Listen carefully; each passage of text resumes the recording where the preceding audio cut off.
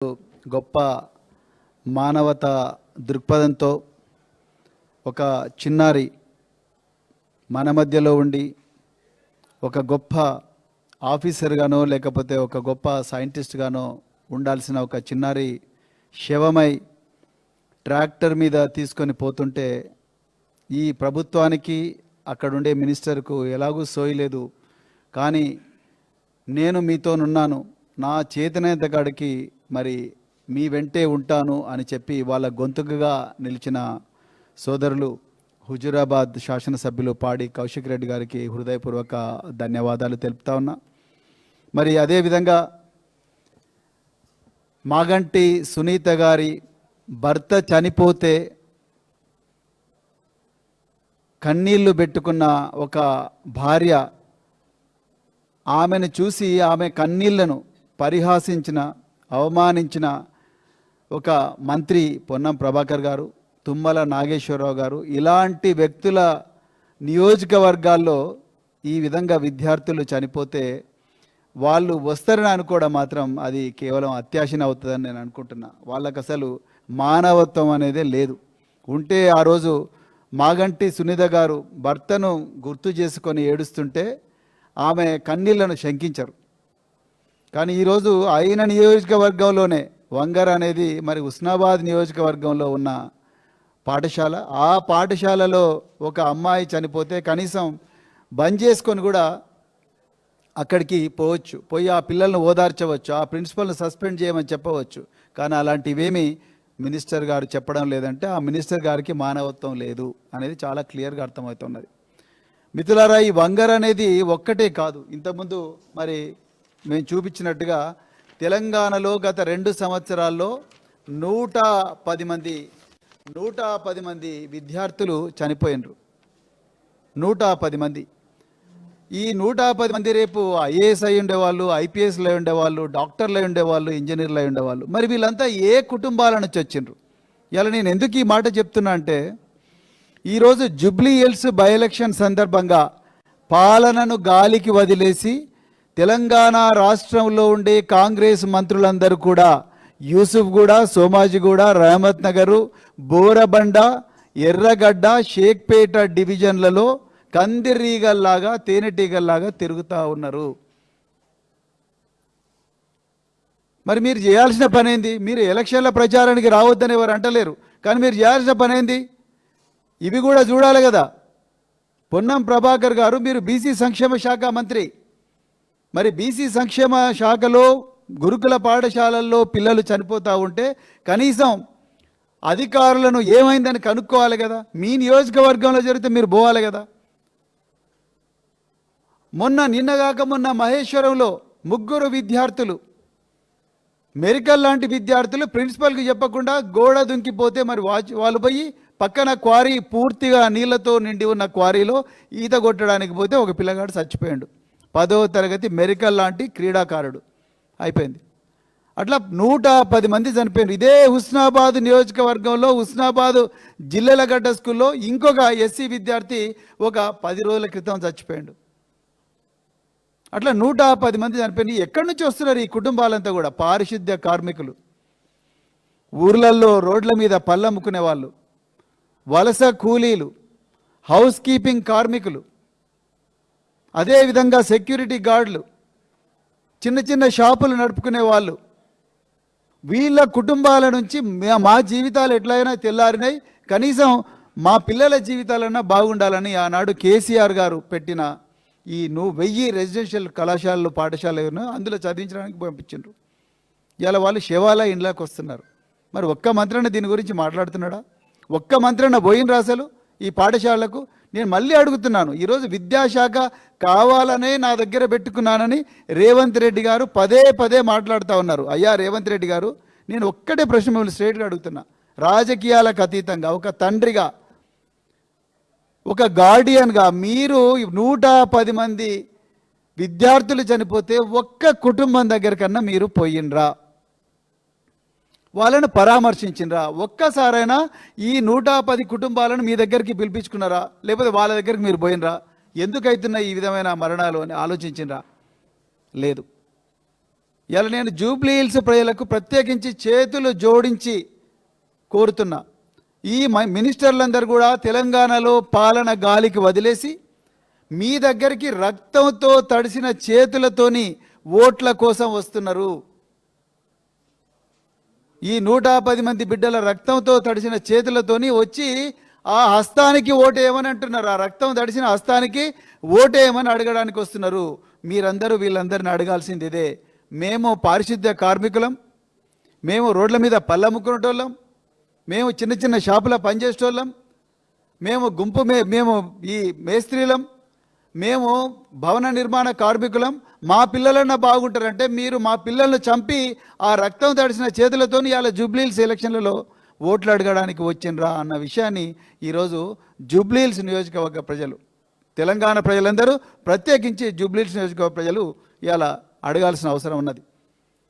మంత్రి సీతక్క గారు రహమత్ నగరు, బోరబండ ఇవన్నీ తిరుగుతూ ఉన్నారు. నేను సీతక్క గారిని ఒక్కటే ప్రశ్న ఇస్తున్నా, అమ్మా సీతక్క గారు, మీ సంరక్షణలో ఉన్న జువెనైల్ హోమ్ సైదాబాద్, ఈ సైదాబాద్ జువెనైల్ హోమ్లో 10 మంది చిన్నారులను అక్కడుండే ప్రిన్సిపల్ లైంగికంగా దాడి చేసి అత్యాచారం చేస్తే ఆ పిల్లలు వాళ్ళ తల్లిదండ్రులకు చెప్పుకునేదాకా కూడా ఈ విషయం ఎవరికీ తెలియదు.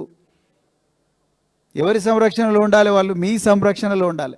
మహిళా శిశు సంక్షేమ శాఖ మీ కంట్రోల్లో ఉంది. సైదాబాద్లో ఉండే జువెనైల్ హోమ్లో ఉండే పిల్లలు వాళ్ళ దగ్గరికి ఒక్కరోజన్నా పోయినరా సీతక్క గారు? మీరు ఇలా చేతులు జోడించి బోరబండ, రహమత్ నగరు, ఎర్రగడ్డ, షేక్పేట, యూసుఫ్గూడ, సోమాజిగూడలో బస్తీల దగ్గరకు వచ్చి ఓట్లు అడుగుతున్నారు. ఒక్కసారైనా జువెనైల్ హోమ్ దగ్గరికి పోయినరా మీరు? పోలేదు. ఒక్కసారైనా మరి ఇలా ఈ బాలల హక్కుల సంఘం సీతా దయాకర్ రెడ్డి గారు, మీరు ఒక్కసారైనా జువెనైల్ హోమ్ ప్రిన్సిపల్ గారిని కానీ, లేకపోతే డిస్ట్రిక్ట్ చైల్డ్ వెల్ఫేర్ ఆఫీసర్ని కానీ, director women and child welfare గారిని ఒక్కసారైనా పిలిపించిండ్రా? లేదు. అంటే మీకు పాలన ఇంట్రెస్ట్ లేదు. పిల్లలు ఏమైనా అత్యాచారాలకు గురి కానీ, పిల్లలు 110 మంది చావని, వాళ్ళు బాయిల పడి చచ్చినా పర్వాలేదు, వాళ్ళు ఆత్మహత్యలు చేసుకొని చచ్చిపోయినా పర్లేదు, మీకు మాత్రం ఓట్లు కావాలి జూబ్లీ హిల్స్లో. ఏ ముఖం పెట్టుకొని మీరు ఇవాళ జూబ్లీ హిల్స్లోకి వెళ్తూ ఉన్నారు? ఈ వంగర గురుకుల పాఠశాల, వంగర అనే ప్రాంతం పివి నరసింహారావు గారి జన్మస్థానం, ఈ దేశ ప్రధానమంత్రి జన్మస్థానం. 1970వ సంవత్సరంలో ఈరోజు కేసీఆర్ గారు తెలంగాణలో ఏ విధంగా అయితే గురుకుల విప్లవానికి మరో లెవెల్కు తీసుకుపోయినరో, ఆనాడు ఉమ్మడి ఆంధ్రప్రదేశ్లో గురుకుల పాఠశాలను మొట్టమొదటిసారి తీసుకొచ్చిన ఒక మహానాయకుడు పివి నరసింహారావు గారు. ఆ పివి నరసింహారావు గారి స్వగ్రామం వంగరలో ఈరోజు ఒక బీసీ వెల్ఫేర్ గురుకుల పాఠశాలలో ఒక అమ్మాయి చనిపోయింది. ఏమయ్యా ప్రభాకర్ గారు, మీరు ఇలా కన్నీళ్లను కూడా శంకిస్తున్నారు కదా. ఇప్పుడు పాడి కౌశిక్ రెడ్డి గారు చూపించిన కన్నీళ్లు తుడిచే బాధ్యత మీకుందా లేదా? ఎంతసేపు జూబ్లీ హిల్స్, ఎర్రగడ్డ, బోరబండ, మీరు అసలు రక్షణ ఎవరికి కల్పించాలి? పిల్లలకు కల్పించాలి. రక్షణ ఎవరికి కల్పించాలి? నిజాయితీగా పనిచేస్తున్న ఎస్ఏఎం రిజ్వీ అనే ఐఏఎస్ ఆఫీసర్ లాంటి వాళ్ళకి కల్పించాలి రక్షణ. మీరు అలా రక్షణ ఎవరికి కల్పిస్తున్నారండి? జూబ్లీ హిల్స్లో గూండాగాళ్ళకు కల్పిస్తున్నారు. జూబ్లీ హిల్స్లో గూండాగాళ్ళకు రక్షణ కల్పిస్తున్నారు. బోరబండ కార్పొరేటర్గా ఉండే బాబా ఫసీయుద్దీన్కు ఏం థ్రెట్ ఉందని మీరు ఇలా 2 గన్మెన్లను ఇచ్చినట్టు చెప్పుర్రి. సర్దార్ అనే ఒక వ్యక్తి చనిపోవడానికి కారణం ఈ బాబా ఫసీయుద్దీన్ మాజీ డిప్యూటీ మేయర్ అని ఆమె భార్య, తల్లి కోడై కూస్తున్న, ఆ ప్రాంత ప్రజలన్నీ కోడై కూస్తున్నా అతన్ని నిందితుగా అరెస్ట్ చేయాల్సింది పోయి ఇవాళ రేవంత్ రెడ్డి హోంమంత్రి గారు మీరు ఏం చేస్తున్నారండి? ఆ బాబా ఫసీయుద్దీన్ గారికే మీరు 2 గన్మెన్లను ఇచ్చిండ్రు. అంటే మీరు ఏం మెసేజ్ ఇస్తున్నారు? పిల్లలను రక్షించాల్సింది మీరు, మహిళలను రక్షించాల్సిన బాధ్యత మీ మీద ఉంది హోంమంత్రిగా. మీరు వాళ్ళకి గన్మెన్ ఇవ్వాలనా, లేకపోతే ఈ పిల్లలకు రక్షణ కల్పించాలనా, లేకపోతే గుండగాళ్లకు రక్షణ కల్పించాలనా? ఇలా అందరూ దేశం అంతా నవ్వుకుంటుంది మీ నామినేషన్ ర్యాలీలు చూసి. ఈ నవీన్ యాదవ్ మా నామినేషన్ ర్యాలీకి మీ ట్రాఫిక్ పోలీసులందరూ మొత్తం రోడ్ డివైడర్లు తీసేసిండ్రు. మరి మేము ర్యాలీలు తీస్తారా రోడ్ డివైడర్లు? ఏసీబీ ఆఫీస్ నుంచి తెలంగాణ భవన్కు కేటీఆర్ నడుచుకుంటూ వస్తే ఆయన మీద కేసు పెట్టిండ్రు. పాడి కౌశిక్ రెడ్డి, ఇదే పాడి కౌశిక్ రెడ్డి బంజారాయిల్స్ పోలీస్ స్టేషన్లో పోయి నాకు నా ఫోను ట్యాప్ అవుతుంది అని చెప్పి పోయి కేసు పెడితే ఆయన మీద ఉల్టా కేసు పెట్టిండ్రు. What kind of nonsense is this? Is there any rule of law in Telangana? ఆ నవీన్ యాదవ్ ర్యాలీలో వ్యభిచార గృహాలు, జూబ్లీహిల్స్ ప్రజలు ప్రత్యేకించి వినాలి, తెలంగాణ ప్రజలు కూడా వినాలి. ఇది కేవలం జూబ్లీహిల్స్ పోరాటం కాదు. ఇది వ్యభిచార గృహాలు నడిపి అబిడ్స్ పోలీస్ స్టేషన్లో టాస్క్ ఫోర్స్ వాళ్ళు దాడి చేసి అబిడ్స్ పోలీస్ స్టేషన్లో అప్పగించిన అఖిల్ పైల్వాన్ అనే వ్యక్తి ఇవాళ నవీన్ యాదవ్ ర్యాలీలో పాల్గొంటాడు. కత్తులు కటార్లు పట్టుకొని డ్యాన్సులు చేసుకుంటూ పోతారు. వీళ్ళక ఈరోజు ప్రజలు ఓటేయాల్సింది. ఎన్నో మర్డర్ కేసులుండి, రేప్ కేసులుండే వాళ్ళకి మీరు పెట్టుకొని తిరుగుతున్నారు. ఇవాళ పోలీసు వాళ్ళందరూ కూడా, ఇవాళ ఇంటెలిజెన్స్ వ్యవస్థ మొత్తం కూడా, వెస్ట్ జోన్ పోలీసులందరూ కూడా ఇవాళ ఈ గూండాలను, రౌడీలను కాపాడి న్యాయబద్ధంగా ఇవాళ ఎన్నికలు జరుపుతున్న బీఆర్ఎస్ పార్టీకి వ్యతిరేకంగా వీళ్ళని ఎట్లయినా అణిచివేయాలని చెప్పి పనిచేస్తున్నారు. ఇవాళ బాబా ఫజీద్దీన్ అనే వ్యక్తికి 2 గన్మెన్లు ఇచ్చిండ్రు. మరి బోరబండలో, రహమత్ నగర్లో బీఆర్ఎస్ నాయకులందరినీ కూడా మిమ్మల్ని బైండ్ ఓవర్ చేస్తారు అబ్బాయి, మీరు అర్జెంటుగా వచ్చి మధురానగర్ పోలీస్ స్టేషన్, లేకపోతే బోరబండ పోలీస్ స్టేషన్, లేకపోతే జూబ్లీహిల్స్ పోలీసులకు వచ్చి అటెండ్ కండి అని చెప్పి చెప్తున్నారు. ఇంకెక్కడుంది రూల్ ఆఫ్ లా? ఇలా मैं ये असदुद्दीन ओवैसी साहब को ये सवाल पूछना चाहता हूँ. आप पूरा देश में आप बोल रहे कि मैं माइनॉरिटीज़ का वॉइस हूँ, अच्छा है, लेकिन ये माइनॉरिटी समाज से एक आईएएस ऑफिसर आया, ACIM रिजवी, एकदम ईमानदार आईएएस ऑफिसर. आईएएस ऑफिसर के जॉब इतना आसान से नहीं आता किसी को. 3 साल 4 साल मेहनत करना पड़ता. वो पूरा मेहनत करके एग्जाम लिख के आईएएस बनने के बाद तेलंगाना और आंध्र प्रदेश कैडर में आने के बाद आज आपके प्यारे प्यारे कांग्रेस सरकार, रेवंत रेड्डी सरकार, वो आईएएस ऑफिसर के ऊपर झूठी इल्जाम लगा के बाहर फेंक दिए. इसके वजह से वो इस्तीफा देके घर में बैठे रोते हुए. क्या आपको ये नहीं दिख रहा असदुद्दीन साहब? मैं अकबरुद्दीन ओवैसी, आपको ये नहीं दिख रहा क्या? ये नाइंसाफी आपको नहीं दिख रहा क्या? रेवंत रेड्डी से आप इतना प्यार कर रहे हैं. माइनॉरिटी समाज से बहुत रेयरली आईएएस ऑफिसर्स बहुत मेहनत करके आते. ऐसे लोगों को आज जूपल्ली कृष्णा राव उसके खिलाफ एक्शन लो करके चीफ सेक्रेटरी को एक लेटर दे दिया. तो आप फिर जाके माइनॉरिटीज को आप जाके पूछ रहे हमको वोट डाल दो. किस लिए वोट डालना? इतना बड़ा धोखा देके आप आईएएस ऑफिसर को पूरा इस्तीफा दिए तक आप लोग परेशान करके आज फिर वही माइनॉरिटी के समाज के पास जाके आप ఓట్ మాంగ్ रहे. అదేవిధంగా గురుకుల పాఠశాలలో వీళ్ళు ఇవాళ ఎంత కుంభకోణాలలో మునిగిపోయినట్టే కాంగ్రెస్ వాళ్ళు. మొన్ననే చూసిండ్రు మీరు, టాస్క్ ఫోర్స్ వాళ్ళు పోయి కొండా సురేఖ గారి ఇంటి దగ్గరికి పోయినరు. ఆ కొండా సురేఖ గారి ఇంటి దగ్గరికి పోయిన టాస్క్ ఫోర్స్ వాళ్ళు ఇవాళ ఎందుకు పోయినరో ప్రపంచానికి చెప్పలేని పరిస్థితి. ఎవరికి తెలియదు, వీళ్ళు ఎందుకు పోయినరో తెలియదు. పోతే మరి మా ఎక్కడికైనా పోవచ్చు. మరి మేము కూడా చెప్తే మా ఇంట్లోకి వస్తారా? లేకపోతే మేము పలానోళ్ళ దగ్గర పోమంటే పోతారా టాస్క్ ఫోర్స్ వాళ్ళు? పోరు. మరి కొండా సురేఖ దగ్గరికి ఇంటికి పోయినప్పుడు కేసు ఎందుకు రిజిస్టర్ చేయలేదు? కొండా సుష్మిత బాజాబ్తో చెప్పింది. ఏమని చెప్పింది? ఇవాళ రోహిన్ రెడ్డికి గన్ను రేవంత్ రెడ్డి ఇచ్చిండు, ఆయన గెస్ట్ హౌస్లో సుమంత్ను బెదిరించిండో, దక్కన్ సిమెంట్ను బెదిరించిండో, మొత్తం మీద గన్ను కామన్ పాయింట్. గన్ను పట్టుకోవడం లైసెన్స్ లేకుండా ఇండియన్ ఆర్మ్స్ యాక్ట్ ప్రకారం నేరం. మరి ఇండియన్ ఆర్మ్స్ యాక్ట్ ప్రకారం మీరు కేసు రిజిస్టర్ చేసిండ్రా? సువోమోటో కేసు రిజిస్టర్ చేసిండ్రా? చేయలే.